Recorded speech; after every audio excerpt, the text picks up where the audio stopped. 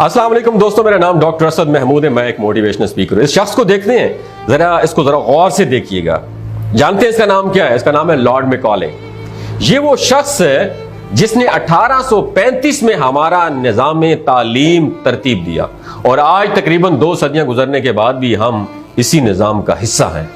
2 फरवरी 1835 में Lord Macaulay ने कहा था कि मैंने हिंदुस्तान के तूलो अर्ज में सफर किया है, मुझे कोई भी शख्स भिखारी या चोर नजर नहीं आया इस मुल्क में। मैंने बहुत दौलत देखी इस मुल्क में, लोगों की इखलाकी इकदार बुलंद है और समझ बूझ इतनी अच्छी है कि मेरे ख्याल में हम उस वक्त तक इस मुल्क को फतह नहीं कर सकते जब तक हम उनकी दीनी और सकाफती इकदार को तोड़ मोड़ के ना रख दें, जो उनकी रीढ़ की हैसियत, हड्डी की हैसियत रखती है। इसलिए मैं ये तजवीज़ पेश करता हूं कि हम उनका कदीम निज़ाम तालीम और तहजीब तब्दील कर दें, क्योंकि अगर हिंदुस्तानी लोग ये समझें कि हर अंग्रेजी और गैर मुल्की शय उनकी अपनी अशिया से बेहतर है तो वो अपना कौमी वकार और तहजीब खो देंगे और हकीकतन वैसे ही मखलूक कौन बन जाएगी जैसा कि हम उन्हें बनाना चाहते हैं। जी हाँ, बिल्कुल, लॉर्ड मैकॉले ने हमारा निज़ाम तालीम मुरत्तब किया है। 1835 में इंग्लिश एजुकेशन एक्ट बनाया गया। लॉर्ड मैकॉले का इसरार था कि हिंदुस्तानियों को अंग्रेजी अदब पढ़ाया जाए, जबकि खुद अंग्रेज उस जमाने में कीमिया, बरकियात, धातकारी और मादनी वसाइल से मुतालिक तालीम हासिल कर रहे थे। अंग्रेज अच्छी तरह जानता था कि साइंस और टेक्नोलॉजी पढ़ाने से मुल्क में मुआशी तरक्की की जानिब मुल्क गामजन हो जाता है, बल्कि जबकि उसके साथ साथ अदब की बात की जाए तो अदब पढ़ाने से मुआशी तरक्की बिल्कुल भी नहीं होती।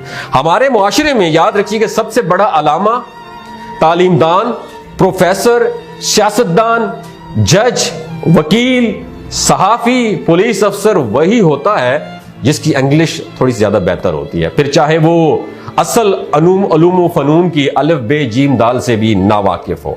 बस ये इंग्लिश मुल्क की तरक्की भी नहीं दे रही हमारे मुल्क में और साथ हमें ये बराबर कर रही है कि तुम बहुत पढ़े लिखे हो।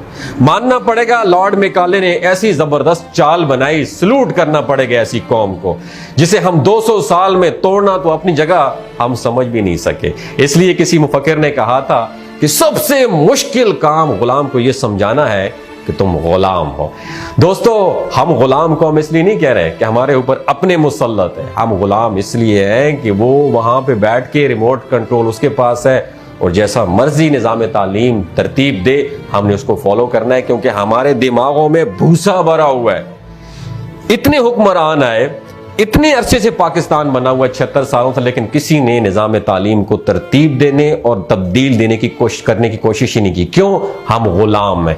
अगर हम चेंज करते हैं तो वो नाराज हो जाते हैं, अगर वो नाराज हो गए तो क्या बनेगा हमारे चंद लोगों का जिस वक्त पाकिस्तान में मुसल्लत हैं। हमें अपने निज़ाम तालीम को तब्दील करना चाहिए। हजरत दाऊद अलैहिस्सलाम और उनका बेटा हजरत सुलेमान अलैहिस्सलाम कौन थे? लोहार थे, यानी लोहे को नरम किया करते थे। और हजरत दाऊद अलैहिस्सलाम पर जो किताब नाजिल हुई वो ज़बूर, ये नज़मों की किताब थी, अल्लाह ताला की तरफ से इल्हामी शायरी की किताब है। हजरत दाऊद अलैहिस्सलाम को अल्लाह ताला ने बहुत खूबसूरत और पुरअसर आवाज़ अता की थी। जब आप अलैहिस्सलाम ज़बूर की तिलावत करते तो हर चीज़ आपके सामने झूमने लगती, लोगों के दिल नरम पड़ जाते। यानी नबी का पेशा क्या था? लोहार।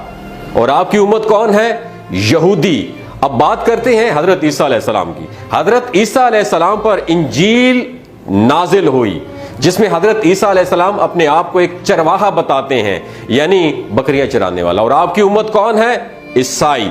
अब बात करते हैं खातमुन नबीयीन हजरत मोहम्मद मुस्तफ़ा सल्लल्लाहु अलैहि वसल्लम पर। आप पर आखिरी आसमानी किताब कुरान मजीद नाजिल हुई और आप बुखारी शरीफ की हदीस में बताते हैं कि बेशक मुझे मुअल्लम यानी उस्ताद बनाकर भेजा है। आखिरी नबी अपने आप को मुअल्लम बताते हैं, यानी कि उस्ताद बताते हैं, और हम उम्मत मुस्लिमा एक मुअल्लम की उम्मत है। तो हमें इल्म के मैदान में सबसे आगे होना चाहिए था। मेरा आप लोगों से सवाल है, हमें इल्म के मैदान में सबसे आगे होना चाहिए। अब लोहार की उम्मत है यहूदी और चरवाही की उम्मत है ईसाई। इल्म में, साइंस में, तरक्की में, गर्ज हर मैदान में ये लोग हमसे आगे हैं, जबकि हम उम्मत मुस्लिमा उनसे बहुत पीछे। पहला सवाल यह है, आखिर उम्मत मुस्लिमा इन अक़वाम से पीछे क्यों है? हजूर नबी करीम सल्लल्लाहु अलैहि वसल्लम जिनका लक़ब सादिक़ और अमीन था, मुसलमान तो उन्हें सादिक़ और अमीन मानते ही हैं, लेकिन कुफार और गैर मुस्लिम भी आपको सादिक और अमीन के लक़ब से पुकारते हैं। अब यहां मजीद दो सवाल हैं। जिनका नबी सादिक है उनकी उम्मत झूठी क्यों है? जिनका नबी अमीन है उनकी उम्मत चोर क्यों है? ये सवाल मैं आपकी गोश गुजार करना चाहता हूं। इन सवालों के जवाब आपने नीचे कमेंट सेक्शन में देने हैं। आखिर क्या वजह है कि हम बहसियत कौम उम्मत मुस्लिमा के इतने जलील व ख्वार क्यों हो रहे हैं? अपना और अपने साथ जुड़े रिश्तों का ख्याल रखिएगा। अगर आप ये वीडियो आपको अच्छी लगी हो तो इसे ज़रूर शेयर कीजिएगा। हो सकता है अल्लाह ताला इस वीडियो के ज़रिए किसी का दिल बदल दे।